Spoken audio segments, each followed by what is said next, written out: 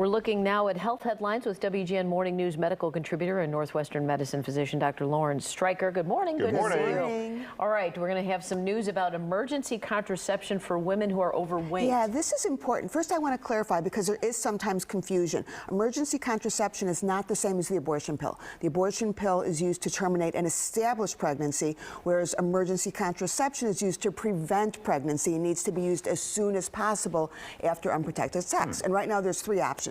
There's the over-the-counter pill, Plan B, there's a prescription option called Ella, and then you can also put an IUD in.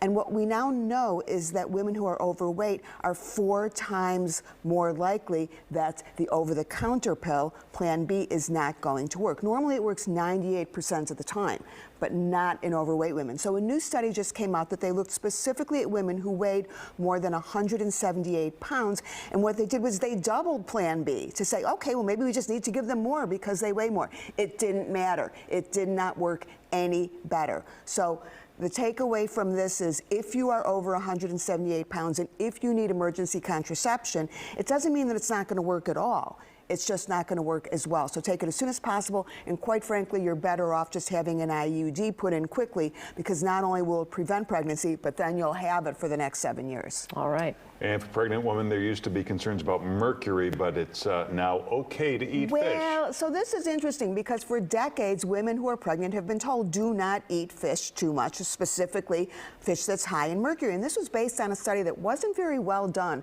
a long time ago that showed that kids of moms who ate too much fish with mercury had neurologic development issues. But there's been this observation that there's a lot of countries and a lot of places where they eat this fish all the time, and those kids seem to be doing just fine. So they redid the study, and they had 12,000 women, so it was a huge study. 12,000 women, and they said, eat whatever you want.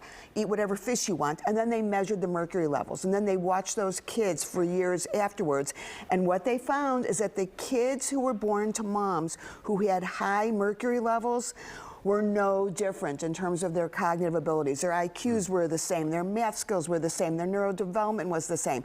So it doesn't seem to matter. So while the recommendation has not officially been changed, I think it will be, and this is something, if you're pregnant, talk to your doctor about if you actually do need to avoid How they fish get with that mercury. so wrong? I mean, that's really wrong. But see, this is why it's so important to look back at the original studies, because people were scared off because this one study that was a small study and was in a small group, and it wasn't really well done. This study with 12,000 people where they measured mercury levels was well done and is more definitive.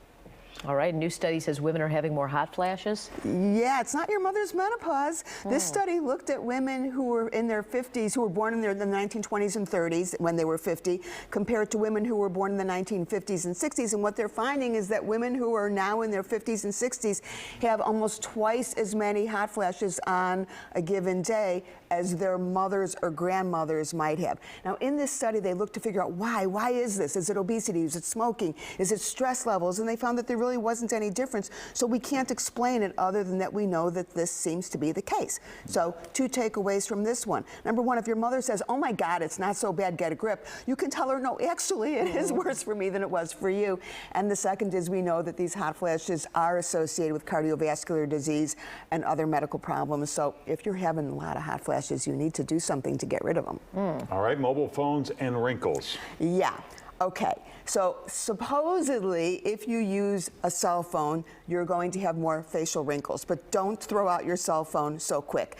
This study was done Everybody uses a cell phone. I know, and it's not like you have wrinkles on the side of your face that uses a cell phone. So this is where this is coming from. This is why you have to look behind the headlines, because this jumped out at me and I thought, really? So this study was done in fruit flies, not humans, in fruit flies. And what they found out is that fruit flies evidently share some metabolic pathways with humans. Who knew? And this one is specifically about cell damage. So they exposed fruit flies to the blue light. It's the blue light specifically that they're looking at from cell phones, and they found that there was more cellular damage in the fruit flies. So they extrapolated this to say, well, gee, if you have your cell phone on your face all the time, you're gonna wrinkle more. carrying a little bit too far, going from, you know. Yeah, so exactly. So this is yet another example of look at the study, look at where this information came from. That's a real leap. And, you know, like I said, it's not like you have wrinkles more on one side of your face than the other side. So, no. Right. Interesting, though. Yeah. Thank you. Good to see you. For more, you can check out Dr. Stryker on social media. Have a good day. Thanks, Doctor. Time now for Around Town. Hey, Anna.